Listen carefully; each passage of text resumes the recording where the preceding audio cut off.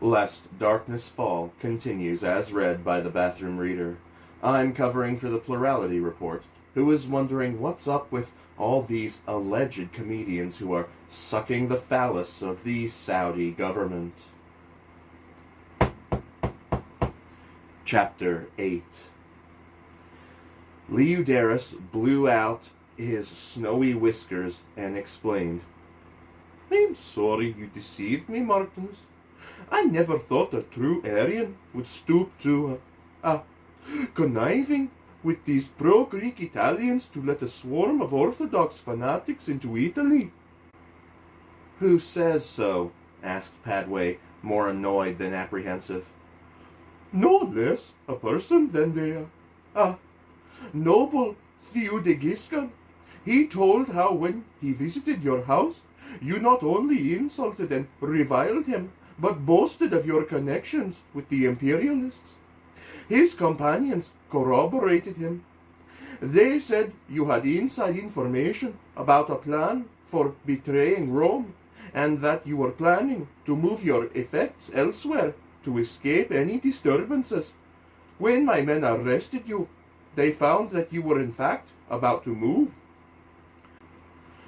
"My dear sir," said Padway in exasperation, "don't you think I have any brains?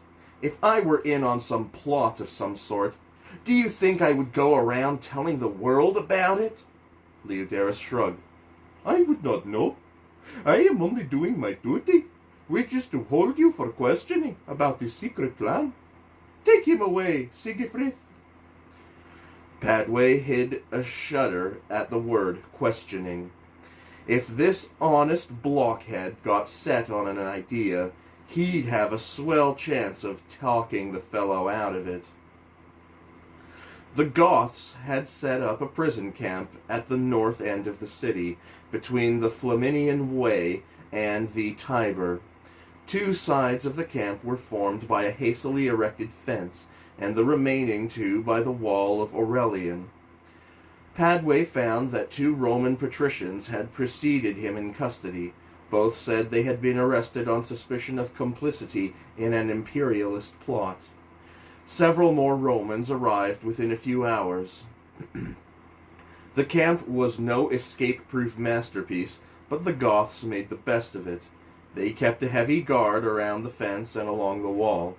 They even had a squad camped across the Tiber in case a prisoner got over the wall and tried to swim the river. For 3 days, Padway rusticated.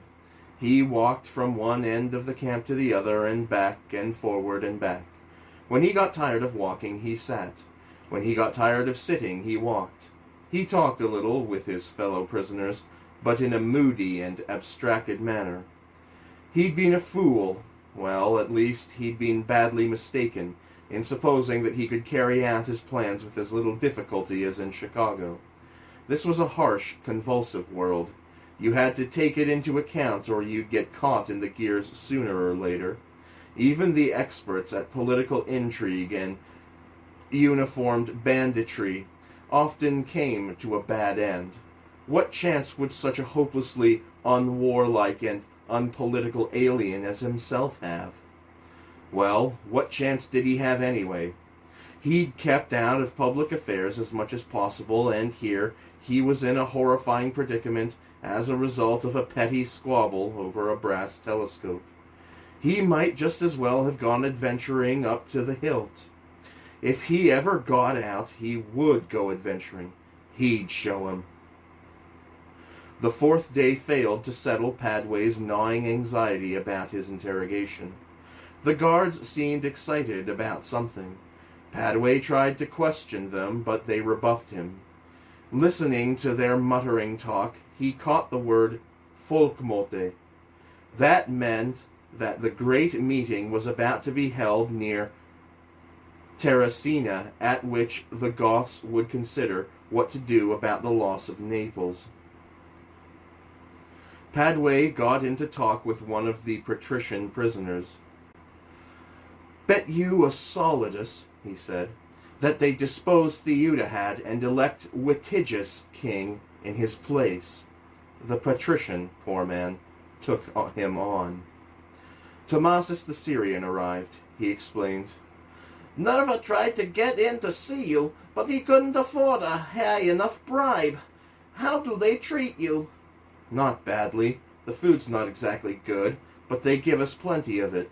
What worries me is that Lyon thinks I know all about some alleged conspiracy to betray Rome, and he may use drastic methods to try to get the information out of me. Oh, that. There's a conspiracy afoot, all right. But I think you'll be safe for a few days, anyways. Lyon has gone off to a convention, and the Goths' affairs are all in confusion. He went on to report on the state of Padway's business. We got the last case off this morning. Ebenezer the Jew is going up to Florence in a couple of weeks. He'll look in and see that your foremen haven't run off with all your property. You mean to see whether they've run off with it? Any war news? None, except that Naples suffered pretty badly. Belisarius's Huns got out of hand when the town was captured. But I suppose you know that. You can't tell me that you haven't some magical knowledge of the future. Maybe. Which side do you favor, Tomasis? Me? Why, I haven't thought about it much, but I suppose I favor the Goths. These Italians haven't any more fight than a lot of rabbits, so the country can't be really independent. And if we have to be ruled by outsiders, the Goths have been a lot easier on us than Justinian's tax gatherers would be. Only my Orthodox friends can't be made to see it that way, like my cousin Antiochus, for instance. They become completely irrational when they get off on the subject of Arian heretics. When Tomasis was ready to go, he asked Padway, Is there anything I can bring you? I don't know what the gods will allow, but if there's something... Padway thought. Yes, he said. I'd like some painting equipment. Painting? You mean you're going to whitewash the wall of Aurelian? No, stuff for painting pictures. You know. Padway made motions. Oh, that kind of painting. Sure. It'll pass the time. Padway wanted to get on top of the wall to give the camp a proper looking over for ways of escape. So when Tomasis brought his painting supplies, he applied to the commander of the guards, a surly fellow named Rothags, for permission. Rothags took one look and spoke one word. Nay! Padway masked his annoyance and retired to ponder on how to win friends. He spent the better part of the day experimenting with his equipment, which was a bit puzzling to one unaccustomed to it. A fellow prisoner explained that you coated one of the thin boards with wax, painted in watercolor on this surface, and then warmed the board until the wax became soft enough to absorb the pigment. It was ticklish business. If you overheated the board, the wax melted and the colors ran. Padway was not a professional artist by any means, but an archaeologist has to know something about drawing and painting in the exercise of his profession. So the next day Padway felt confident enough to ask Rothags if he would like his portrait painted. The Goth for the first time looked almost pleased. Could you make a picture of me? I mean, one for me to keep? Try to, excellent captain. I don't know how good it'll be. You may end up looking like Satanus with a goutage. Huh? Like whom? Oh, I see. Ha ha ha. You are a funny fellow. So Padway painted a picture. As far as he could see, it looked as much like any black-bearded ruffian as it did like Rothags. But the Goth was delighted, asserting that it was his spit and image. The second time he made no objection to Padway's climbing the wall to paint landscapes from the top, merely detailing a guard to keep close to him at all times. Saying that he had to pick the best vantage point for painting, Padway walked up and down the wall the length of the camp. At the north end, where the wall turned east toward the Flaminian Gate, the ground outside sloped down for a few yards to a recess in the river bank, a small pool full of water lilies. He was digesting this information when his attention was attracted to the camp. A couple of guards were bringing in a prisoner in rich Gothic clothes who was not cooperating. Padway recognized Theodogiskel, the king's precious son. This was too interesting. Padway went down his ladder. "Hails," he said. "Hello." Theodogiskel was squatting disconsolately by himself. He was somewhat disheveled, and his face had been badly bruised. Both eyes would soon be swollen shut. The Roman patricians were grinning unsympathetically at him. He looked up. "Oh, it's you," he said. Most of the arrogance seemed to have been let out of him, like air out of a punctured balloon. "I didn't expect to run into you here," said Padway. "You look like you had a hard time of it." Theodogiskel moved his joints painfully. "A couple of those soldiers we had flogged for arresting us got hold of me." Surprisingly, he grinned, showing a broken front tooth. "Can't say I blame them much. That's one thing about me. I can always see the other fellow's point of view." "What are you in for?" "Haven't you heard? I'm not the king's son anymore. Or rather, my old man isn't king. The convention deposed him and elected that fathead Witigius. So Fathead has me locked up, so I can't make trouble." "Too bad." Theodogiskel grinned painfully again. "Don't try to tell me you're sorry for me. I'm not that stupid. But say, maybe you can tell me what sort of treatment to expect and whom to bribe and so on." Padway gave the young man a few pointers on getting on with the guards, then asked, "Where's Theodahad now?" "I don't know. The last I'd heard, he'd gone up to Tivoli to get away from the heat. But he was supposed to come back down here this week. Some piece of literary research he's working on." Between what Padway remembered of the history of the time and the information he had recently picked up, he had a good picture of the course of events. Theodahad had been kicked out. The new king, Witigius, would put up a loyal and determined resistance. The result would be worse than no resistance at all, as far as Italy was concerned.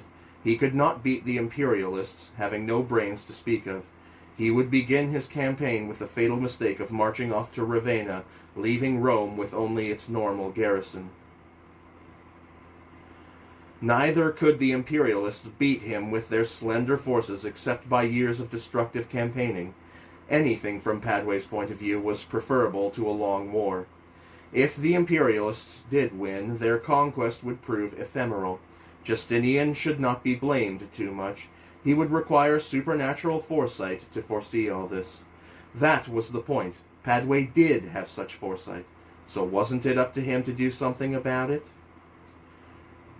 Padway had no violent prejudices in favor either of Gothic or of imperial rule. Neither side had a political setup for which he could feel enthusiasm. Liberal capitalism and socialist democracy both had good points, but he did not think that there was the remotest chance of establishing either one definitively in the 6th century world. If the Goths were lazy and ignorant, the Greeks were rapacious and venal. Yet these two were the best rulers available. The 6th century Italian was too hopelessly unmilitary to stand on his own feet, and he was supinely aware of the fact. On the whole, the Gothic regime had not had an ill effect. The Goths enforced tolerance on a people whose idea of religious liberty was freedom to hang, drown, or burn all members of sects other than their own. And the Goths looked on the peninsula as a pleasant home to be protected and preserved. This was a more benign attitude than could be expected of a savage like the Moravian monarch Theudebert of Austrasia, or an insatiable grafter like Justinian's quartermaster general John of Cappadocia. Suppose, then, he decided to work for a quick victory by the Goths instead of a quick victory for the imperialists. How could the Gothic regime be secured? It would do no good for him to try to persuade the Goths to get rid of Witigius. If the Gothic king, whoever he was, could be induced to take Padway's advice, something might be done. But old Theudahad, worthless as he was by himself, might be managed. A plan began to form in Padway's mind. He wished he'd told Tomasis to hurry back sooner, to keep darkness from falling. When Tomasis did appear, Padway told him, "I want a couple of pounds of sulfur mixed with olive oil to form a paste, and some candles, and 40 feet of light rope, strong enough to support a man. Believe it or not, I got the idea from the voluptuous Julia. Remember how she acted when I fumigated the house?" "Look here, Martinus, you're perfectly safe for the time being, so why don't you stay here instead of trying some crazy scheme of escaping?" "Oh, I have reasons. The convention should break up today or tomorrow, from what I hear, and I've got to get out before it does." "Listen to him. Just listen. Here I am, the best friend he has in Rome. And does he pay attention to my advice? No! He wants to break out of the camp and maybe get an arrow through the kidney for his pains, and then go get mixed up with Gothic politics. Did you ever hear the like? Martinus, you haven't some wild idea of getting yourself elected king of the Goths, have you? Because it won't work. You have to be—" "I know," grinned Padway. "You have to be a Goth of the noble family of the Amelings. That's why I'm in such a hurry to get out. You want the business saved so you'll get your loans back, don't you?" "But how on earth am I going to smuggle those things in? The guards watch pretty closely." "Bring the sulfur paste in a container at the bottom of a food basket. If they open it, say it's something my physician ordered. Better coach Vecos to corroborate. And for the rope, let's see. I know, go to my tailor and get a green cloak like mine. Have him fasten the rope inside around the edges, lightly so it can be ripped out quickly. Then, when you come in, lay your cloak alongside mine and pick mine up when you go." "Martinus, that's a crazy plan. I'll get caught for sure. And what will become of my family? No, you'd better do as I say. I can't risk innocent persons' futures. What time would you want me to come around with the rope and things?" Padway sat on the wall of Aurelian in the bright morning sunshine. He affected to be much interested in the tomb of Hadrian down river on the other side. The guard who was detailed to him, one Aulf, looked over his shoulder. Padway appreciated Aulf's interest, but he sometimes wished the Goth's beard was less long and bristly. It was a disconcerting thing to have crawling over your shoulder and down your shirt front when you were trying to get the color just right. "You see," he explained in halting Gothic, "I hold the brush out and look past it at the thing I am painting, and mark its apparent length and height off on the brush with my thumb. That is how I keep everything in proper proportion." "I see," said Aulf in equally bad Latin. Both were having a little language practice. "But suppose you want to paint a small picture. How would you say, with a lot of things in it just the same? The measurements on the brush would all be too large, would they not?" Aulf, for a camp guard, was not at all stupid. Padway's attention was actually on things other than the tomb. He was covertly watching all the guards and his little pile of belongings. All the prisoners did that for obvious reasons. But Padway's interest was special. He was wondering when the candle concealed in the food basket would burn down to the sulfur paste. He had apparently had a lot of trouble that morning getting his brazier going. Actually, he had been setting up his little infernal machine. He also couldn't help stealing an occasional nervous glance at the soldiers across the river and at the lily-covered pool behind him. Aulf grew tired of watching and retired a few steps. The guard sat down on his little stool, took up his flute-like instrument, and started to play faint moaning notes. The thing sounded like a banshee lost in a rain barrel, and never failed to give Padway the slithering creeps. But he valued Aulf's goodwill too much to protest. He worked, and still his contraption showed no signs of life. The candle must have gone out. It would surely have burned down to the sulfur by now, or the sulfur had failed to light. It would soon be time for lunch. If they called him down off the wall, it would arouse suspicion for him to say he wasn't hungry. Perhaps. Eyulf stopped his moaning for an instant. "What is the matter with your ear, Martinus? You keep rubbing it." "Just an itch," replied Padway. He didn't say that fingering his earlobe was a symptom of shrieking nervousness. He kept on painting. One result of his attempt, he thought, would be the lousiest picture of a tomb ever painted by an amateur artist. As he gave up hope, his nerves steadied. The sulfur hadn't lit, and that was that. He'd try again tomorrow. Below, in the camp, a prisoner coughed. Then another. Then they were all coughing. Fragments of talk floated up. "What the devil? Must be the tanneries. Can't be. They're 2 or 3 miles from here." "That's burning sulfur, by all the saints." "Maybe the devil is paying us a call." People moved around. The coughing increased. The guards trailed into the camp. Somebody located the source of the fumes and kicked Padway's pile. Instantly a square yard was covered with yellow mush over which little blue flames danced. There were strangled shouts. A thin wisp of blue smoke crawled up through the still air. The guards on the wall, including Eyulf, hurried to the ladder and down.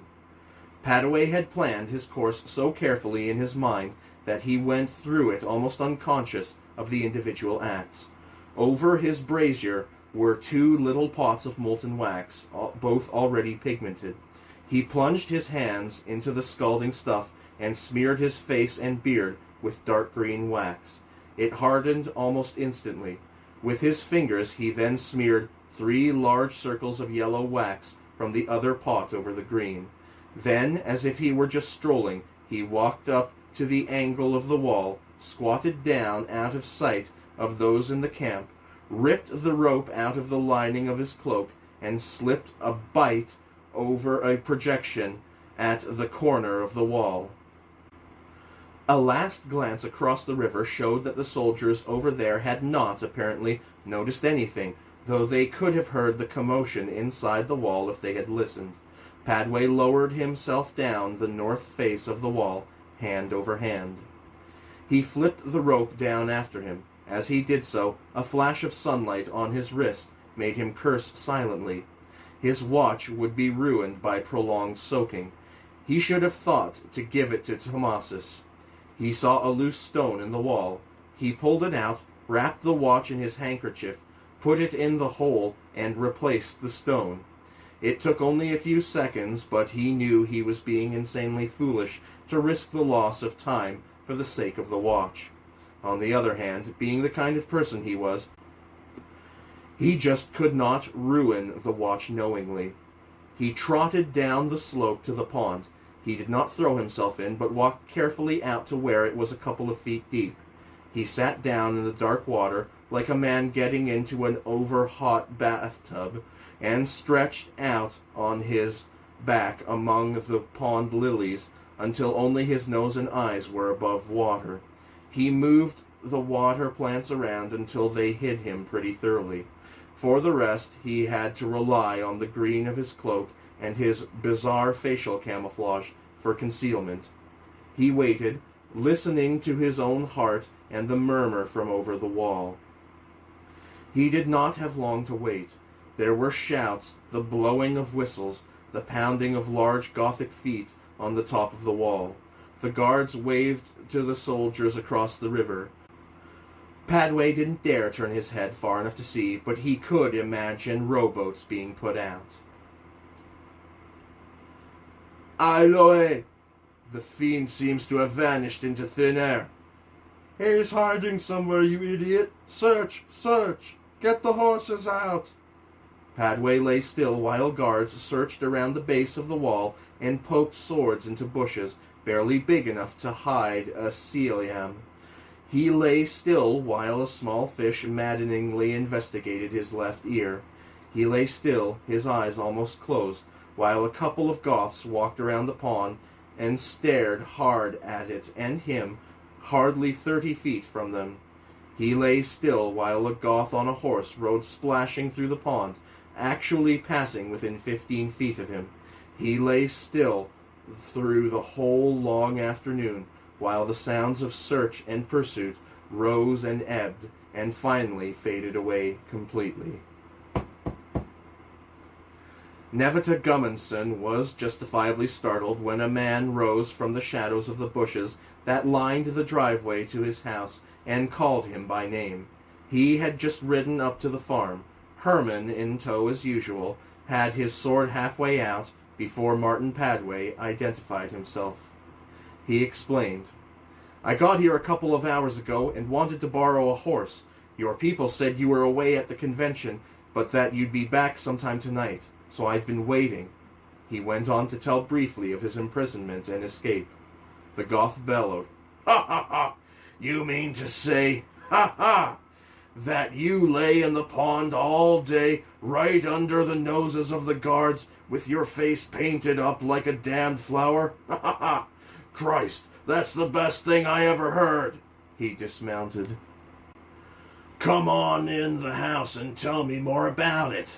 Phew, you certainly look like a frog pond, old friend."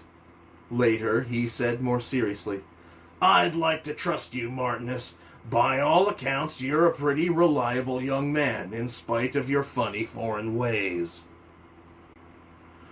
"But how do I know that Leudaris wasn't right? There is something queer about you, you know. People say you can foresee the future, but try to hide the fact. And some of those machines of yours do smell a little bit of magic." "I'll tell you," said Padway thoughtfully. "I can see a little bit in the future. Don't blame me, I just happen to have that power. Satanus has nothing to do with it. That is, I can sometimes see what will happen if people are allowed to do what they intend to. If I use my knowledge to intervene, that changes the future, so my vision isn't true anymore. In this case, I know that Witigius will lose the war, and will lose in the worst possible way, at the end of years of fighting which will completely devastate Italy. Not his fault. He's simply built that way. The last thing I want is to see the country ruined. It would spoil a lot of plans I have. So I propose to intervene and change the natural course of events. The results may be better. They could hardly be worse." Nevita frowned. "You mean you're going to try to defeat the Goths quickly? I don't think I could agree to such—" "No, I propose to win your war for you, if I can."